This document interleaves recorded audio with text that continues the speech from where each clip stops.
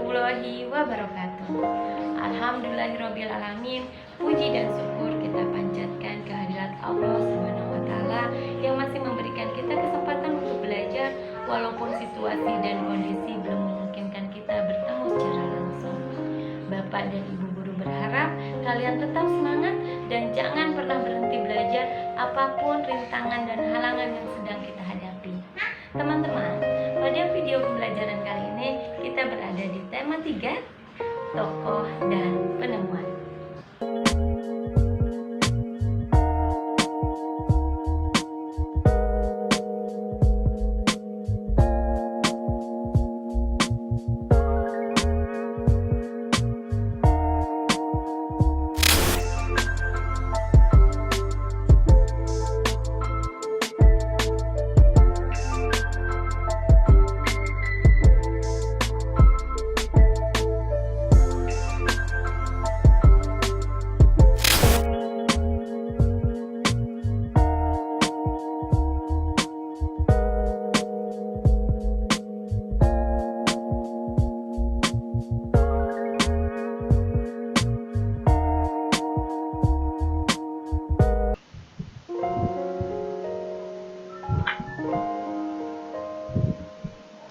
Tema 3, tokoh dan penemuan.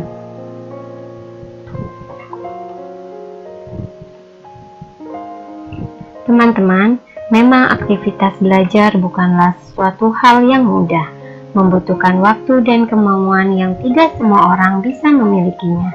Sedangkan penghalang dan godaan yang dapat membuat kita jauh dari keinginan belajar itu sangat banyak. Oleh karena itu, jangan pernah lupa untuk mengawali kegiatan belajar kalian dengan berdoa, agar Allah beri kemudahan dan Allah kuatkan kalian dalam menghadapi godaan-godaan tersebut. Yuk kita berdoa dulu.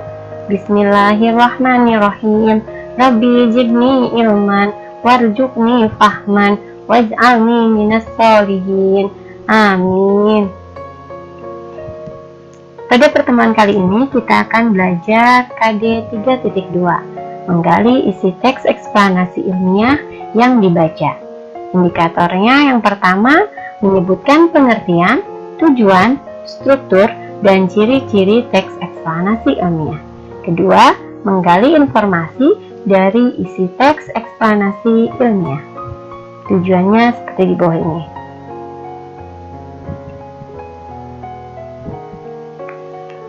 Apa itu teks eksplanasi? Teks eksplanasi adalah teks yang menjelaskan tentang proses terjadinya atau menguraikan rangkaian peristiwa terbentuknya suatu fenomena alam, sosial, ilmu pengetahuan, dan budaya.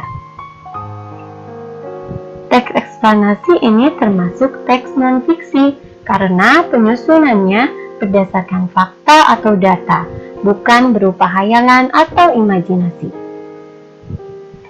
Apa sih tujuan dari teks eksplanasi? Teks eksplanasi bertujuan untuk memberikan informasi yang jelas kepada para pembaca agar dapat memahami tentang proses terjadinya sesuatu.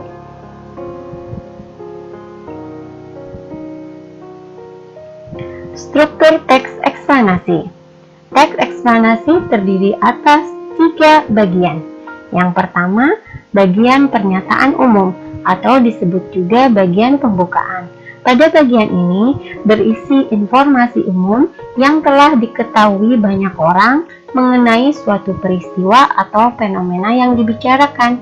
Atau dengan kata lain, pada bagian ini berisi informasi pengantar.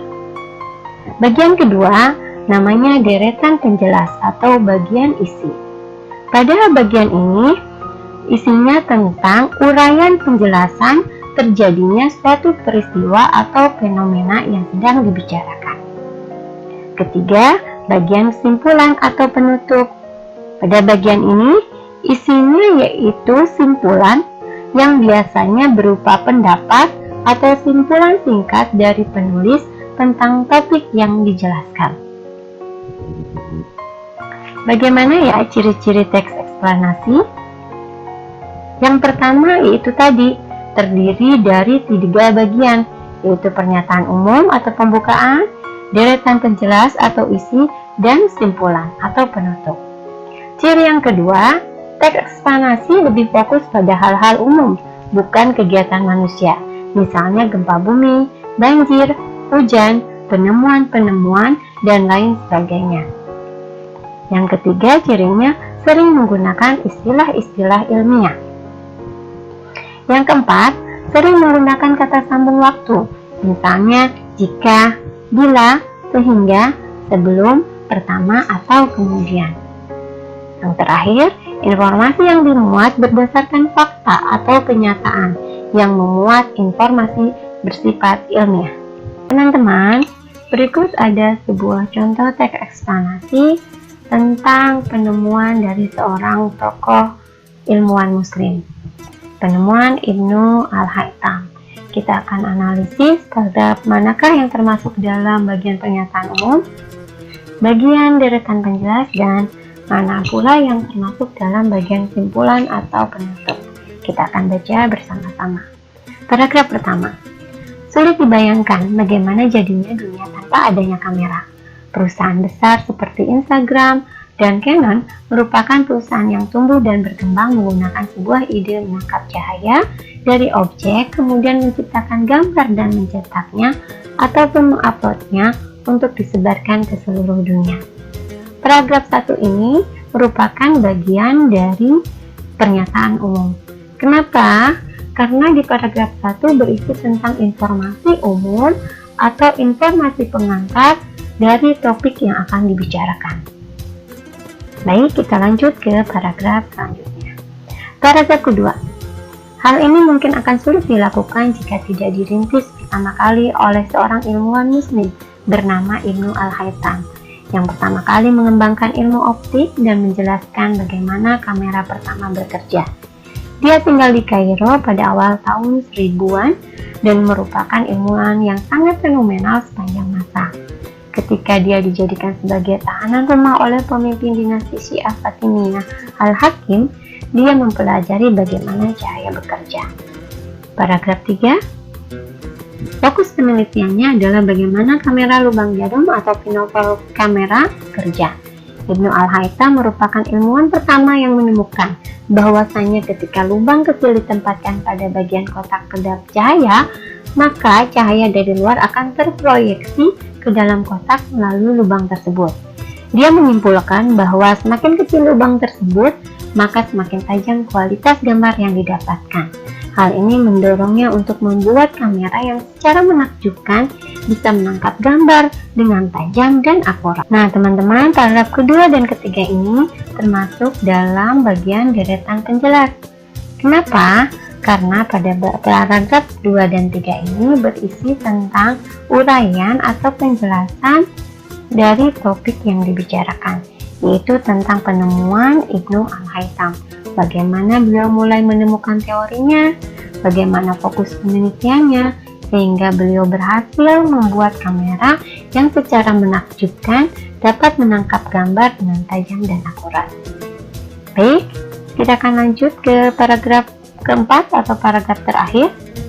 Ibnu Al-Haytham menemukan kamera dan bagaimana memproyeksikan dan menangkap gambar.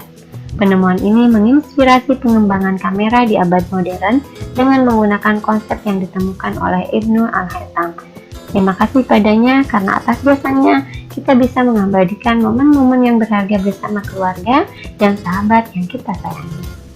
Nah, teman-teman, paragraf terakhir ini adalah bagian dari kesimpulan atau penutup. Kenapa? Karena paragraf ini berisi kesimpulan dari penulisnya. Apa sih kesimpulannya? Nah, ini dia. Penemuan ini, maksudnya penemuan Ibnu Al-Haytham, menginspirasi pengembangan kamera di abad modern dengan menggunakan konsep yang ditemukannya.